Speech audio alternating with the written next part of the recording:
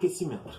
Tá, eu sei que você já ouviu muito falar sobre isso, mas será que o aquecimento é fundamental? Será que ele é importante? Será que faz alguma diferença ou não no seu treinamento físico? Vou falar tudo sobre aquecimento nesse vídeo, então vamos embora.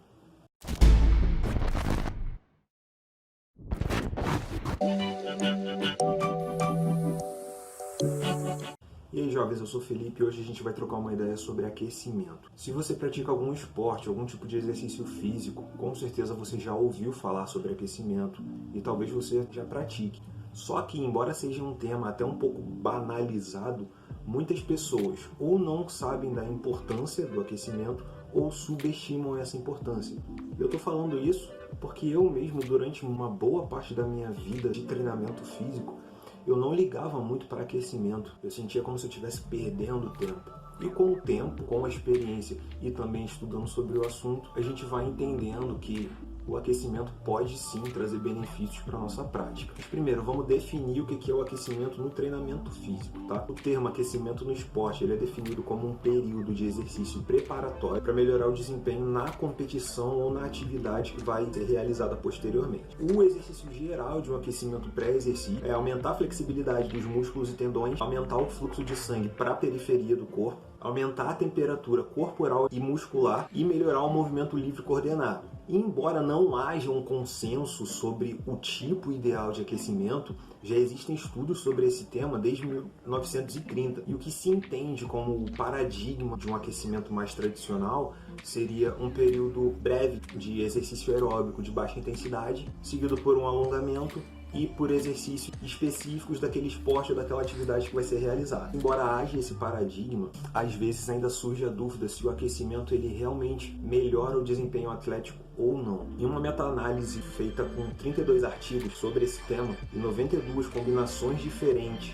de tarefas de aquecimento, mostrou que houve uma melhora do desempenho em 79% das vezes após a realização do aquecimento em si. Existe muita pouca evidência para sugerir que o período de aquecimento possa ser prejudicial de alguma forma. E nas vezes que isso foi constatado, foi por fatores muito específicos dos indivíduos que estavam participando dos estudos. Então a gente vai falar um pouco sobre os tipos de aquecimento que existem e como fazer da maneira correta que possa trazer mais eficiência para o esporte que você pratica ou para o exercício físico, certo? Em primeiro lugar, o aquecimento ele precisa ser específico da modalidade que vai ser realizada. Com certeza, se você não fez isso, você já viu alguém fazendo. A pessoa chega na academia para fazer o treino dela de musculação e a primeira coisa que ela faz é ir lá e fazer 10, 20 minutos na esteira, como aquecimento. E muitos professores acabam estimulando isso por preguiça, por incompetência, enfim. Eu falo porque eu trabalho em academia e eu já vi isso acontecendo várias vezes. E embora a gente não possa dizer que isso é errado, porque está havendo um aquecimento geral ali, está havendo uma elevação da temperatura corporal, a gente não tem o princípio de especificidade sendo aplicado ali, que é um dos mais importantes no treinamento físico. Então pensa comigo, se você vai fazer um treino de musculação, por exemplo, se você vai fazer um treino de peito, onde você vai fazer exercícios como supino, crucifixo, flexões que seja, você precisa aquecer aquela musculatura que está sendo ativada ali. No caso, peitoral, deltoides e as articulações que estão envolvidas.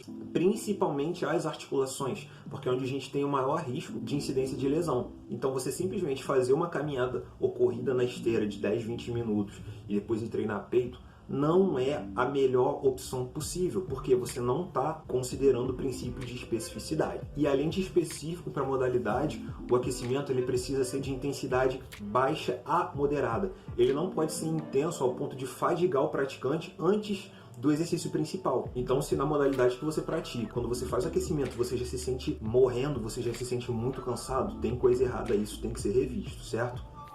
Então vamos falar dos tipos de aquecimento que existem.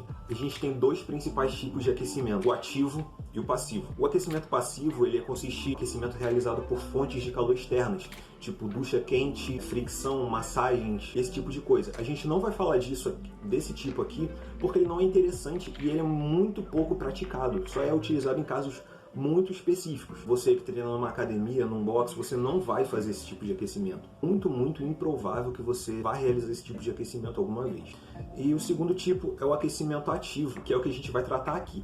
O aquecimento ativo são movimentos de baixa intensidade, vão ser eficazes na elevação da temperatura corporal, promovendo o aquecimento dos tecidos que vão ser utilizados naquela atividade. O aquecimento ativo ele se divide em ativo geral e ativo específico. O aquecimento ativo geral promove um funcionamento mais dinâmico do organismo como um todo. Ele vai mobilizar grandes grupos musculares. O objetivo dele é elevar a temperatura corporal da musculatura como um todo e preparar o sistema cardiovascular e respiratório para a atividade. E dando continuidade ao aquecimento ativo geral, a gente tem o aquecimento ativo específico, que também é extremamente importante. Lembra que lá no início eu falei que o aquecimento ele deve conter movimentos específicos para o exercício que vai ser realizado? É aqui que esses exercícios vão entrar. No aquecimento ativo específico, a gente vai trabalhar esses exercícios próprios da modalidade do exercício que vai ser realizado e voltados para os músculos específicos que vão estar atuando naquela atividade, com o objetivo de promover uma maior distribuição de sangue para aquela região que vai ser trabalhada. E o aquecimento específico ele é muito importante porque a gente tem uma elevação da temperatura corporal como um todo. No aquecimento geral, a gente precisa também de uma elevação da temperatura dos músculos que vão ser realizados naquela atividade.